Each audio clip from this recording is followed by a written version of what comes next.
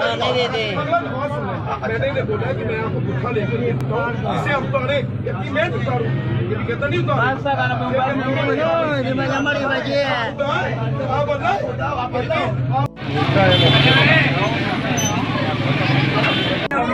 اسلام کا مذاق کھڑا کر آیت لکھی کھڑی ہو جاؤ.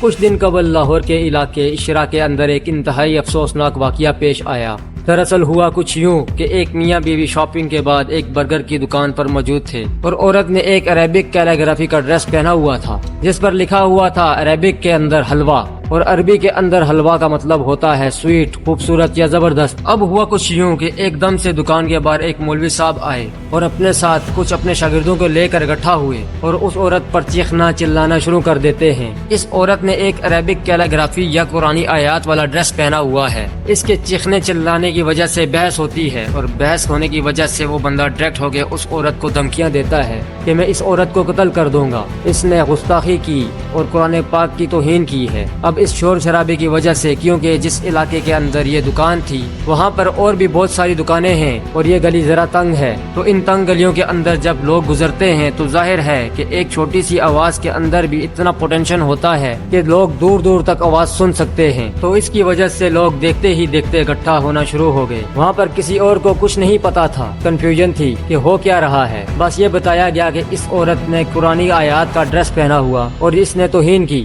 مولوی صاحب نے ہجوم کو مشتعل کیا. مولوی صاحب نے لوگوں کے جذبات کو اتنا ابھارا کہ لوگ اس عورت کو قتل کرنے پہ آمادہ ہو گئے. یہ وہ لوگ ہیں جو ایکسٹریم لیول پہ پہنچے ہوئے ہیں، جو اسلام کو بدنام کر رہے ہیں. پوری دنیا سوچے اس خاتون کا قتل کر دیا جاتا یا مار دیا جاتا تو ایسے پاکستانی دنیا کو منہ دکھانے کے قابل رہتے.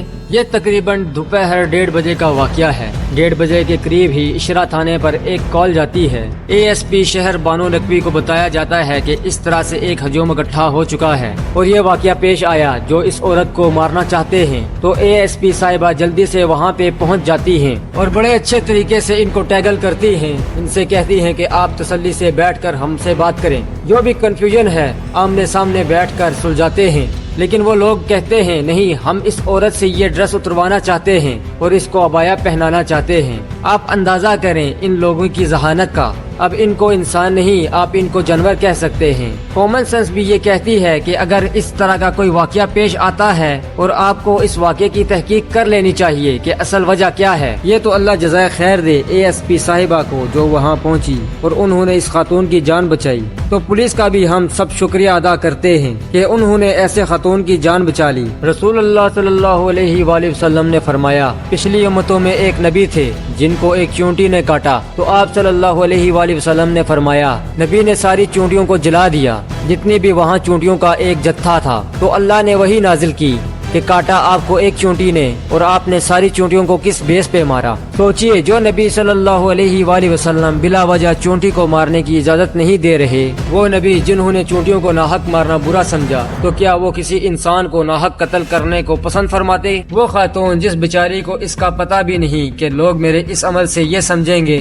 اور نہ وہ یہ جانتی تھی کہ میرے اس ڈریس کی وجہ سے میری جان کو بھی خطرہ ہو سکتا ہے. ہمیں اسلام یہ سکھاتا ہے کہ کسی انسان کا ناحق قتل کرنا پوری انسانیت کا قتل کرنا ہے. آپ کو اس بات کا علم ہونا چاہیے کہ آپ کس کو سپورٹ کر رہے ہیں، آپ کس کے فیور میں کھڑے ہیں. تو کم از کم یہ جان لیں کہ اس واقعے کا پس منظر کیا ہے. وہاں پر جو لوگ موجود تھے ان میں زیادہ تر کو تو یہ پتہ بھی نہیں تھا کہ واقعہ ہوا کیا ہے، نہ انہوں نے جاننے کی کوشش کی کہ یہاں ہوا کیا ہے اور ہم کیوں اور کس وجہ سے گٹھے ہوئے ہیں. بس یہ معلوم تھا کہ توہین ہوئی ہے، مار دو، ختم کر دو. تو اس کے بعد لوگوں نے جو برگر والی شاپ تھی بیچارے کی، اس کا کافی نقصان کیا، چیزوں کو توڑا، نقصان کیا، اور اس نے آ کے بیان دیا اس بندے نے کہ میرا کاروبار بالکل تباہ ہو چکا ہے. اب وہ لوگ وہاں پر مستحل ہو کر توڑ پھوڑ کر کے چلے گئے ہیں. اب اس بیچارے کے گھر والے بھی بھوک کاٹیں گے اور ان کو دعائیں بھی دیں گے. خیر یہ بات تو الگ ہے، لیکن جو ہمارا بات کرنے کا مقصد ہے وہ میں آپ کو سمجھانا چاہتا ہوں کہ کنفیوژن کی بنیاد پر جب آپ کسی بے گناہ کی جان لے لیتے ہیں، مسلمان کی خاص طور پر، تو سوچیں کہ آپ نے نیکی کمائی ہے یا اپنے لیے جہنم کی آگ اکٹھی کی ہے. کیا ہمارا اسلام ہمیں انہی باتوں کی تعلیم دیتا ہے کہ ہم کسی بے گناہ شخص کو ذلیل و خوار کریں؟